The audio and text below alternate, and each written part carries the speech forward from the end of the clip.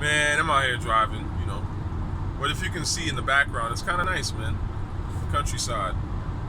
Yeah. I think I should call this the Countryside Hip Hop Tales or some shit, because I'm always driving. But I wanted to talk about diss records. So I was listening to The Bridge Is Over, man, and that's probably my favorite diss ever. Like, on some real shit. I love that fucking song, man. Like, I think it's KRS's best song overall. Like, I mean, you listen to it, the shit is just hilarious. The beat is fire. It knocks like a motherfucker, and it sounds great, and it's funny. It's like that that shit sounds like a fucking kid on the piano, And then he just goes in and murders Queens. The thing that kills me is that this nigga is out here murdering boroughs. Like, who does that? This nigga went and fucking destroyed Shan, Juice Crew, the whole of Queens. I love that, man. What's the matter with your DJ, MC Shan? On the wheel of steel, Marley sucks. That shit is fucking hilarious, man. The whole thing is just classic. That's probably my favorite diss ever. I like Takeover. I love Ether. Those are kind of like, I would say that's in my top three right there. I'm not sure which I'd put ahead of the other. Would I put Ether or Takeover ahead? Some days I'm like Ether, some days I'm like Takeover. But to me, those are the top three disses, man. You want to make a great rap diss, you got to do one of those three, right? And they each do something different, is what I'm trying to say, that I think is brilliant. Like, The Bridge Is Over is, like, to me, the perfect diss record. Because not only, it's funny, like, he's just clowning niggas and saying some intelligent shit, but he's clowning them. But it's not just that, it's also the fact that the beat knocks, and it's just a great record. It's enjoyable as fuck to listen to and to dance to. And again, those are the best disses. It's the ones that are actual songs. It's not just a diss. That's why I can't listen to a lot of these disses that y'all put on pedestals or shit. Because they're, we've already forgotten about the Pusha T diss. It's not a good song. Like, you got to make a song at the end of the day. Those are the hardest disses. Like, you think about some shit like The Bridge Is Over. It's powerful because it works as a fucking song. You can listen to that shit to this day. So back then, it must have been killing niggas, right? So that's why I like The Bridge Is Over, because it's just quotable for days. It's clowning, and it's like just fun. So that's what it does. It's unique to me. Takeover is one of my favorite disses ever, because to me, Takeover is the perfect analysis of someone's career. I mean, the bitch in you does that too. I have to give it up for Common. That's definitely on the top 10 for me in terms of disses.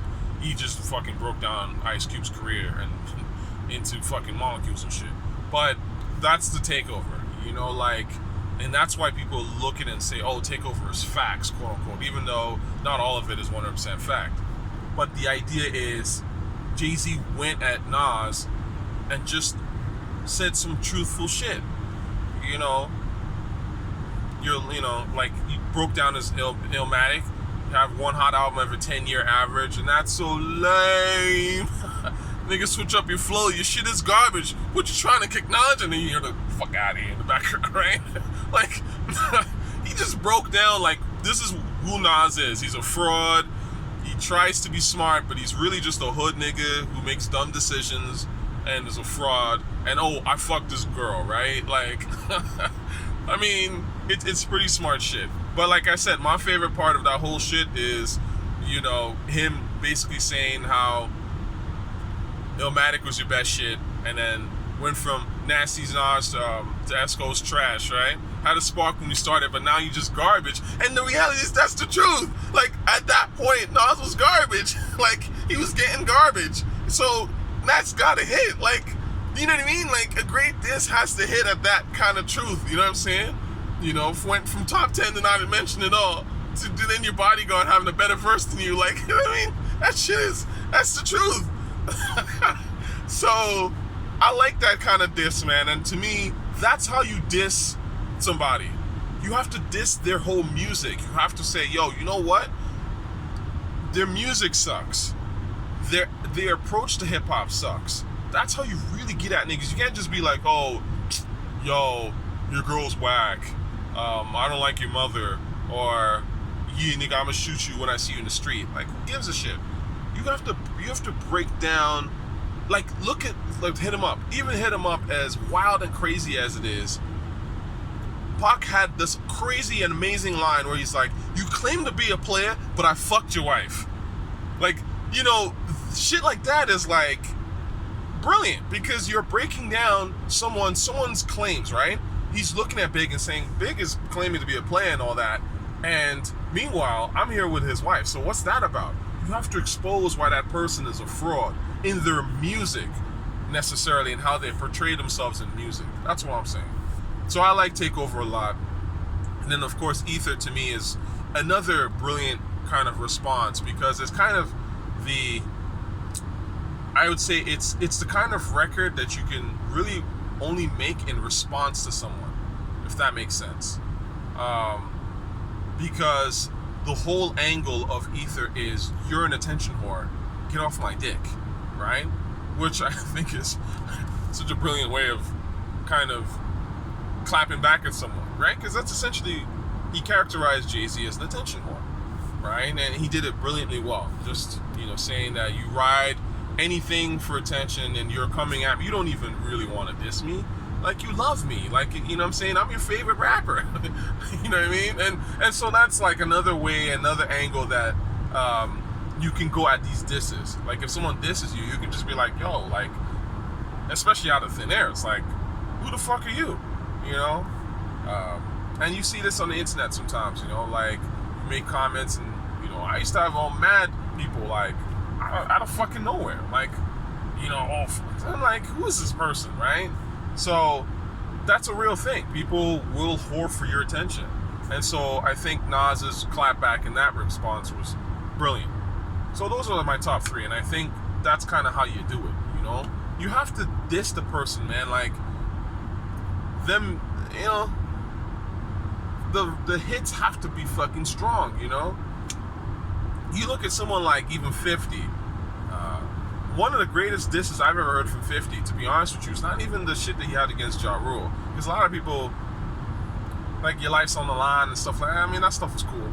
But to me, the funniest diss I've ever heard from 50 that I can think of is I Run New York.